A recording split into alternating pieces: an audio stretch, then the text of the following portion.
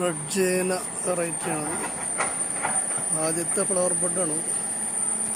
2 ദിവസത്തിനുള്ളിൽ ഫ്ലവറാവും. സെൽഫ് പോളിനേഷനാണോ അല്ലെങ്കിൽ ക്രോസ് പോളിനേഷനാണോ എന്ന് കറക്റ്റ് അറിയില്ല. 2 രീതിയിലും പറയുന്നുണ്ട്. ഏതായാലും ഇതിപ്പോൾ നമ്മൾ നോക്കിയിട്ട് കറക്റ്റായിട്ട് അറിയാം. എന്തായാലും നമ്മൾ പോളിനേറ്റ് ചെയ്യുന്നില്ല. ഇവിടെ വേറെ ക്രോസ് പോളിനേഷൻ ചെയ്യാൻ വേറെ ഫ്ലവർ വിരിയുന്നുണ്ട്. ഇപ്പോൾ ഇതിന്നേക്ക് വിരിയും. വേറൊരു വെറൈറ്റിയാണ്. ഇതിലേക്ക് വിരിയും. 2 എണ്ണം അവിടെ ഒരെണ്ണമുണ്ട്. 3 എണ്ണം, 3 ഫ്ലവർ ഉണ്ട് വിരിയാനൊക്കെ.